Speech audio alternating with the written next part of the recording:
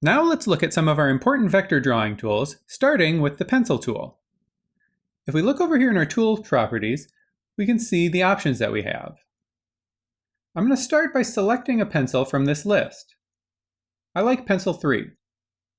If I want to customize it, I have a couple options available here, and if I double click on this, I have more options in here.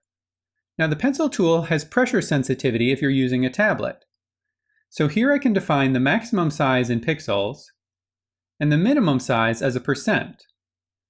And you can see in our preview, it gives us an idea of how fat or skinny or sharp our pencil line can be. There's additional options here for smoothing. This determines how much Harmony is going to automatically smooth out your vector lines. You'll just have to play around with those to get a feel for how much they affect things. I'm usually fine just leaving them at the default. We also have some options here for how we want our lines to start and end. You probably want that round if you're going for a realistic hand-drawn effect. And then here there's options for how it joins up to other lines. You probably want to leave this on round too. You also have the option to add a texture to your line. You can choose from one of the presets here to give your line a sense of texture when you draw. Let's see what this looks like. There, that looks pretty cool. If we wanted to save this brush, we would just click this Add button. Let's give it a name. And then it appears at the bottom of our list here. If we want to get back to one of our other pencils, we just select it from the presets again. You can make as many pencils as you want this way. Also down here at the bottom of the list are some important options for how the pencil functions. Let's look at this first one. Draw behind. I'm going to pick a different color so we can see the effect.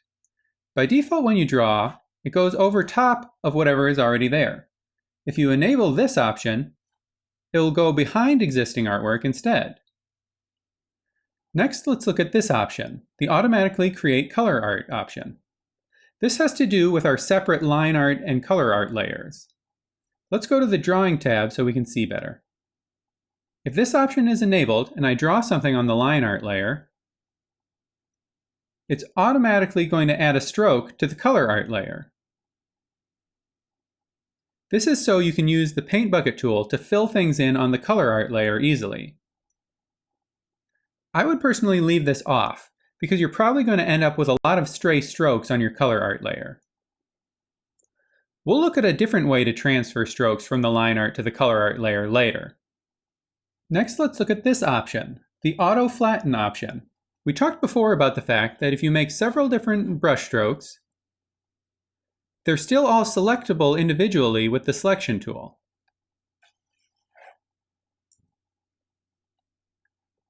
However, if Auto Flatten is on, it's automatically going to merge your lines at the intersections, so you won't actually be able to select entire strokes with the selection tool, just segments. I personally prefer to keep my strokes separate. Next, let's talk about this option, the Auto Close Gap option. If I have this enabled, and let's say I try to draw a circle, now it looks like I left a gap there. But if I hit K to turn on my vectors, you can see it's actually closed it with a small invisible vector line. This would let me fill that with the Paint Bucket tool even though there's a gap there. I would generally recommend keeping this off though. There are better solutions for the gap problem, and you might run into lines that you don't want. For example, let's say I try to draw a face here.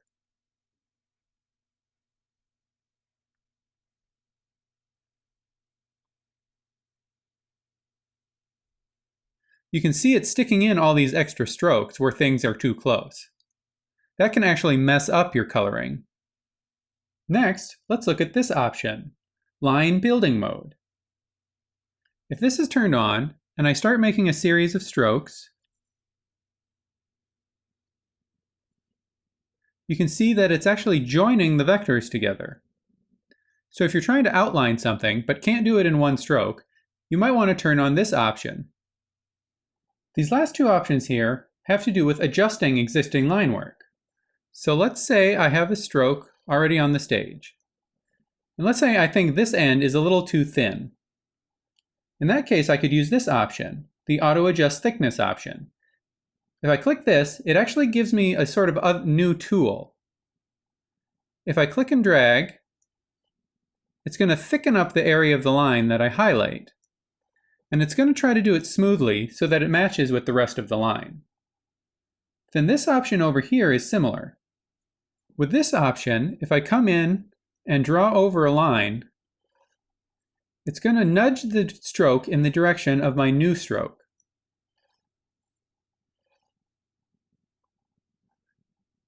It's a pretty subtle effect, so you might be better off just using the selection tool. Next, let's talk about the paintbrush tool. If we come over and look in our tool properties, we can see that it looks very much the same as with the pencil tool. We have some presets, some basic options here, and if you double click, you get more options in this window. These are all the same as with the pencil tool option. You can even add paper textures as well. However, along the bottom we have a few different options. Our first one is Draw Behind again. This works the same as with the pencil tool. If you have that enabled, all your strokes will go behind what's already there. This next option is new though. It's called the Repaint Brush. If this is enabled, our strokes will only go where there's already paint. This is useful for recoloring something that you've already colored in. These next two are the same ones we've seen before. The Automatically Create Color Art feature will put strokes that you make on your line art onto the color layer automatically, and the Auto Flatten feature will merge all the strokes you make into one shape automatically. Our next option is on by default, and it's called Respect Protected Color. So what's a protected color? Well, if we come down to our color palette and right-click, we have an option, Protect Color.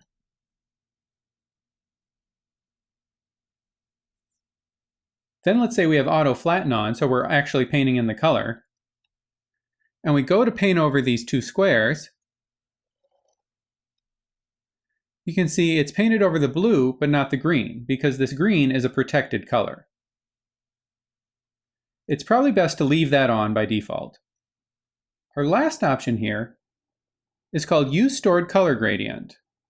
This is a little tricky to understand. But let's say I have a color gradient that I'm painting with. So by default, it's going to scale the gradient to whatever the size of the object you draw is. So you can see these all start with the light blue and go to the dark blue within each shape. However, if I use the selection tool, let's say I like the position of this gradient, and I want to store that color gradient with this option. Now, if I come back to my paintbrush and enable this, when I go to paint, it's going to base the position of the gradient off the one that was stored in this one.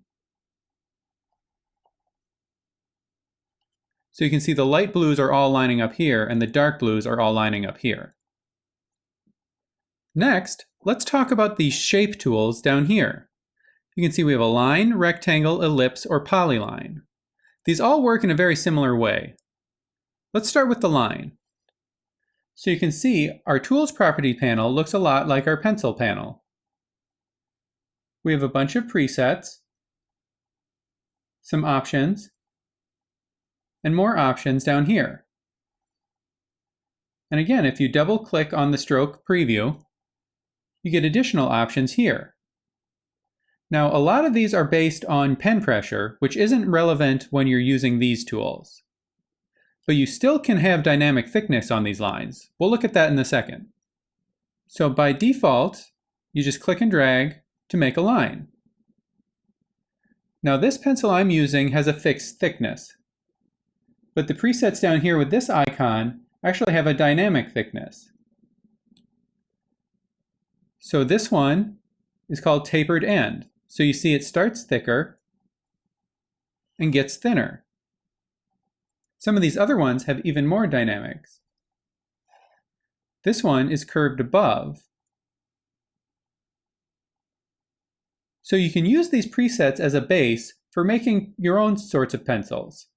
Just like other pencil strokes, you can add textures to these as well.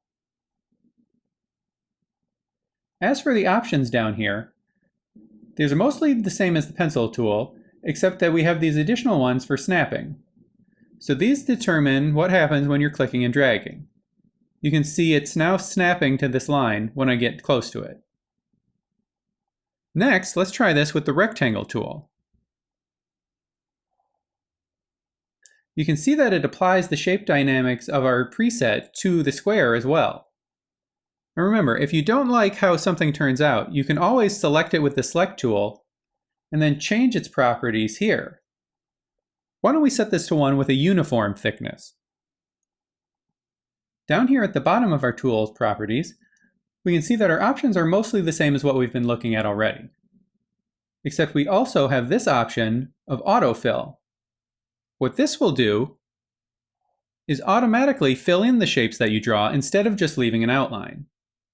You have this option on the rectangle and the ellipse tool because they draw closed shapes. The other option we have available on the rectangle is this draw square option. If that's checked, we'll always draw a square, no matter where we put our cursor. You can get the same effect by just holding down the Shift key with that box unchecked. You can see that our ellipse tool looks virtually identical to the rectangle tool, and it essentially is. The only difference is we have the option draw circle instead of draw rectangle. So by default we draw ellipses, but with this we draw circles. Same thing as holding the Shift key. The odd man out among the shape tools is the Polyline tool. You can see that its tool properties are pretty much the same. What makes it different is the way you draw. If you click and drag, you can see that you're actually using Bezier handles to define any curve you want. This is the same as the pen tool in Illustrator. With this tool, you should be able to draw pretty much any shape you want. That's it for our shape tools. Next, let's look at how we color in our vector art.